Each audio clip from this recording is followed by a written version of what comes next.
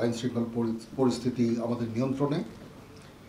এটার জন্য আমরা সবাই কাজ করেছি, আপনারা আমাদের সাহায্য করেছেন, এই জন্য আপনাদের কাছে কৃতজ্ঞ।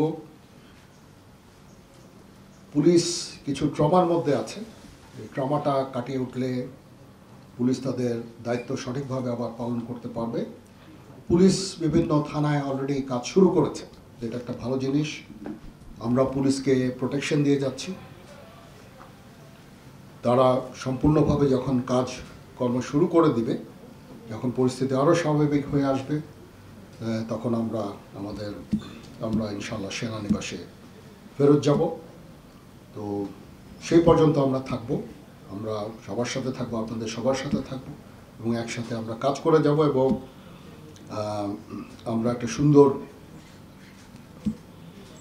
ভবিষ্যতের দিকে সবাই আমরা যেতে চাই। একটা সুন্দর একটা পরিবেশ সৃষ্টি হয়েছে, এই দেশকে আমরা এগিয়ে নিয়ে যেতে পারবো। আমরা যদি সবাই একসাথে কাজ করি অবশ্যই আমরা এগিয়ে নিয়ে যেতে পারবো। এখানে মাইনরিটি যে ইস্যুটা আছে, দেখলাম যে এখানে একেবারেই এরকম কোনো ঘটনা ঘটেনি। এখানে এই 8টা জেলায় এটা একটা অত্যন্ত ভালো দিক এবং এই যে এখন সুন্দর একটা পরিবেশ বজায় আছে, এটা বজায় রাখতে হবে এবং আমরা সবাই মিলে কাজ করব এবং দেশকে উন্নতির পথে নিয়ে যাব ইনশাআল্লাহ। এই উদ্ভূত পরিস্থিতিতে বহির্বিশ্বের কোনো চাপ আছে কিনা? না, তারা তো অবশ্যই দেখছে, এটা একটা বিশেষ একটা পরিস্থিতি, সবাই বুঝে এবং মাইনরিটি একটা ইস্যু নিয়ে কিছু কিছু কথাবার্তা হয়েছে, বাট 20টা জেলায় মোট 30টা এরকম মাইনরিটি রিলেটেড অরাজকতা হয়েছে, সেটা অবশ্যই একটাও কাম্য না, একটা হওয়াও কোনো কাম্য না আমাদের কাছে। আমরা এই বিষয়টা দেখছি এবং যারা অপরাধী তাদেরকে অবশ্যই আমরা শাস্তির আওতায় নিয়ে আসবো ইনশাআল্লাহ। এটা একটা ভুল বুঝাবুঝি, পরবর্তীতে না এখনো হয়নি, এটা একটা ভুল বুঝাবুঝি হয়েছে তাদের সাথে আমাদের।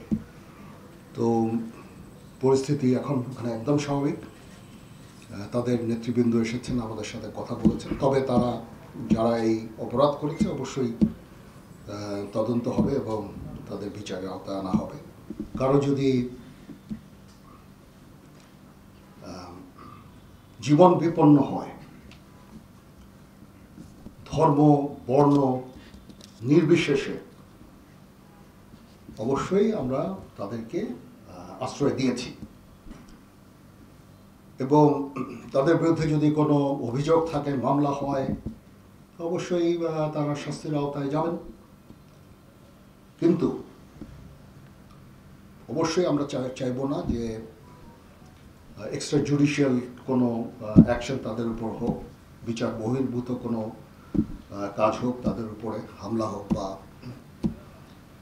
তাদের জীবনে যে হুমকি যেটা আছে সেটা থাকলে আমরা তাদেরকে আশ্রয় দিয়েছি।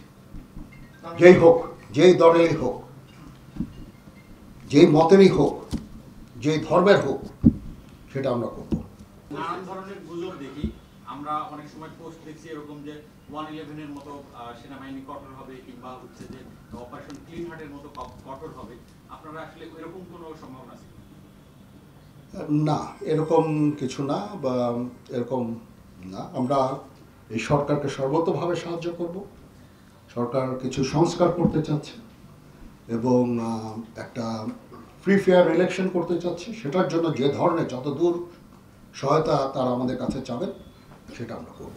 পুলিশের যে অস্ত্র আছে সেগুলো অনেকগুলো উদ্ধার হয়েছে, এখনও কাজ চলছে। আমি আশা করি যে সামনে এগুলো উদ্ধার হয়ে যাবে, অবশ্যই এটা উদ্ধার করা জরুরি। আমি আশা করব যে আমরা এই অরাজক পরিস্থিতির মাধ্যমে নিজেদের ক্ষতি না করি। একটা প্রতিষ্ঠান বা একটা কোনো ফ্যাসিলিটি যেটা জনগণের পয়সায় তৈরি, এগুলো যদি আমরা অগ্নিসংযোগ করি, ভাঙচুর করি, ক্ষতি আমাদের। সেই দিকটা আমি নিশ্চিত সবাই খেয়াল রাখবে এবং এই সমস্ত কার্যকলাপ থেকে, ধ্বংসাত্মক কার্যকলাপ থেকে আমরা সবাই বিরত হব।